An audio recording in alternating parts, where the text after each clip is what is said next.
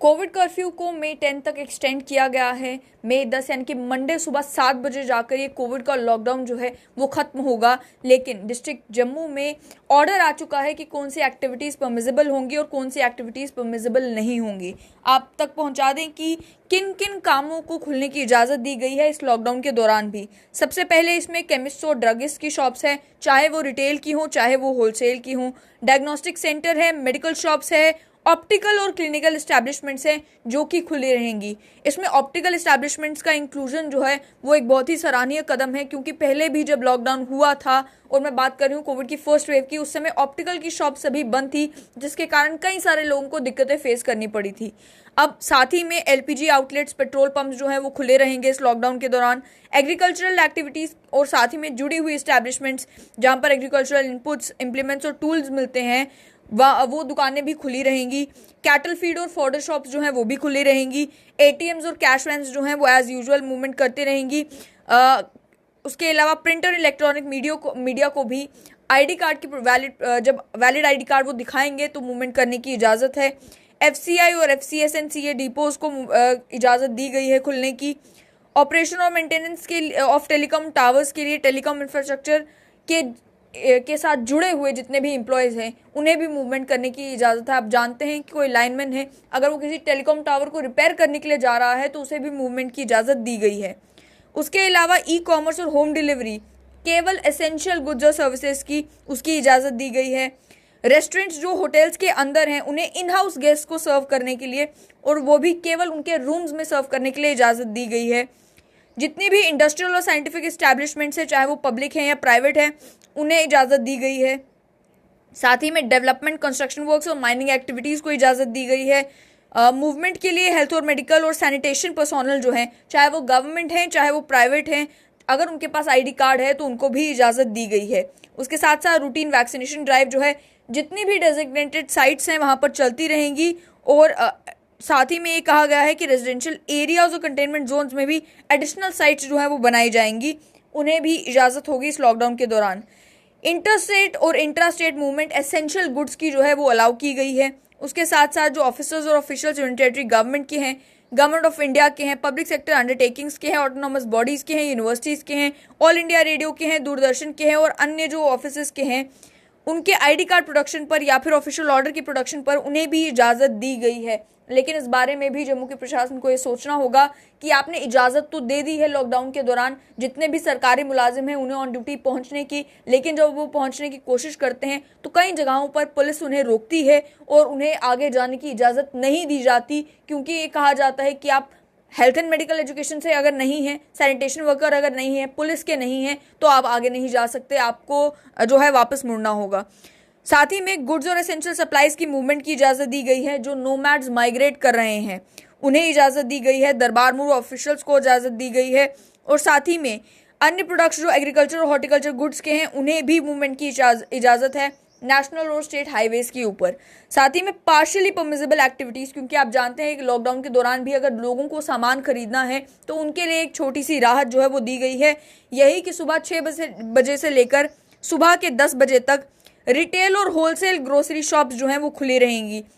पहले retail shops जो हैं और लोकल शॉप्स खास तौर पर जो है उन्हें खुलने की इजाज़त दी गई थी। वो शॉप्स जो कि मोहल्लों के अंदर थी, वो शॉप्स जो कि गलियों के अंदर थी, वो शॉप्स जो कि एक रेजिडेंशियल एरिया को केटर कर रही थी, केवल उन्हें इजाज़त दी गई थी और बाद में जाकर होलसेल जो ग्रोसरी शॉप्स थे उन्हें इंक्लूड किया गया था। तो अभी ये रिटेल और होलसेल ग्रोसरी शॉप्स को इजाज़त दी गई है सुबह 6 बजे से सुबह 10 बजे तक खुलने की। इसमें मल्टी आइटम डिपार्टमेंटल स्टोर्स को एक्सक्लूड किया गया है। आप जानते हैं कि पहले ही बेस्ट प्राइस जम्मू को जो है वो जम्मू में सील किया गया, क्योंकि वो डिस्पाइट लॉकडाउन ऑर्डर्स खुल रहा था।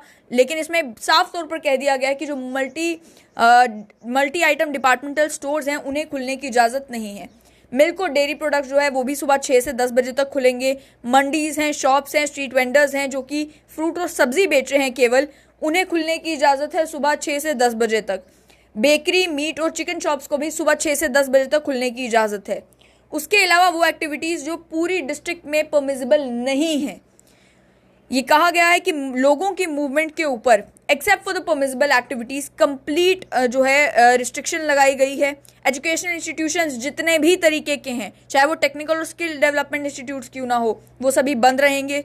शॉपिंग कम्प्लेक्सेस बंद रहेंगे, सुपरमार्केट्स बंद रहेंगी, मेगा मार्ट्स बंद रहेंगी, बाजार्स बंद रहेंगे, saloons, barber shop, cinema halls, restaurants, bars, sports complexes, gym, spa, swimming pool, parks, juice, ये सभी जो हैं जनरल पब्लिक के लिए बंद रहेंगे। अन्य मेजर्स जो लिए गए हैं वो ये हैं कि रिलीजियस और सोशल गैदरिंग्स या फिर मैरिजेस जो हैं उन्हें इजाज़त दी गई है, लेकिन चाहे इंडोर्स हो चाहे आउटडोर्स हो, केवल 50 ही लोग प्रेजेंट होने चाहिए और सभी एसओपीज का पालन होना चाहिए। फ्यूनरल्स के लिए और अंतिम संस्कार के लिए 20 लोगों को इजाज़त दी गई है। ये भी कहा है कि इन केस ऑफ मैरिजेस या फिर अन्य जो प्री प्लान्ड इवेंट्स हैं उनमें ऑर्गेनाइजर्स को 48 घंटे के अंदर अंदर तहसीलदार को इन्फॉर्म करना है कि ये फंक्शन होने वाला है। इसके लिए किसी भी परमिशन की ज़रूरत तो नहीं होगी और जो लोग हैं उनकी मूवमेंट के लिए इनविटेशन कार्ड को जो है मूवमेंट पास माना जाएगा। पब्लिक ट्रांसपोर्ट का जहां तक ताल्लुक है, क्योंकि बहुत सारे लोग जब हमने भी स्ट्रेट लाइन के माध्यम से वीडियो करके दिखाया था कि लॉकडाउन की क्या स्थिति थी, तो वो कह रहे थे कि बसेस और मेट्रोज आखिर कैसे चल रही हैं। पब्लिक ट्रांसपोर्ट को मूवमेंट की इजाज़त दी गई है, लेकिन केवल 50% कैपेसिटी पर। यही करने के लिए इंश्योर किया गया है कि गांव से या कहीं दूर से अगर किसी व्यक्ति को अस्पताल पहुंचना है या किसी और जगह अर्जेंटली पहुंचना है तो उसे दिक्कतों का सामना ना करना पड़े। हालांकि आप जानते हैं कि प्राइवेट जितने भी ट्रांसपोर्टर्स हैं वो अभी भी ऑफ रोड हैं, वो अभी भी जो है अपनी गाड़ियां नहीं चला रहे, क्योंकि उनका ये कहना है कि 50% मूवमेंट हमें जो है वो सही नहीं लगता, क्योंकि 50% सीटिंग कैपेसिटी पर अगर हम मूवमेंट करेंगे तो हमारा खर्चा भी पूरा नहीं होगा। ऐसे में जिस टाइम पर लॉकडाउन है कोविड का, उस टाइम पर तो लोग ही जहां बाहर नहीं निकल रहे, वहां पर पब्लिक ट्रांसपोर्ट ज़्यादा आपको सड़कों पर नजर आए, ये भी जो है वो समझ में नहीं आता। लेकिन हेल्थ डिपार्टमेंट के जहाँ तक ताल्लुक है, उनको ये कहा गया है कि आप टेलीमेडिसिन फैसिलिटीज़ जो हैं वो पेशेंट्स को प्रोवाइड करें जो कि पेशेंट्स घर पे आइसोलेटेड हैं। साथ ही में डेडिकेटेड कंट्रोल रूम नंबर्स जो हैं उन्हें भी पब्लिसाइज करने को कह दिया गया है, ताकि लोगों को अगर कोई दिक्कत है, कोई परेशानी है, कोई इन्फॉर्मेशन चाहिए तो वो उन कंट्रोल रूम के नंबर्स पर कॉल करके वो इन्फॉर्मेशन ले सकें।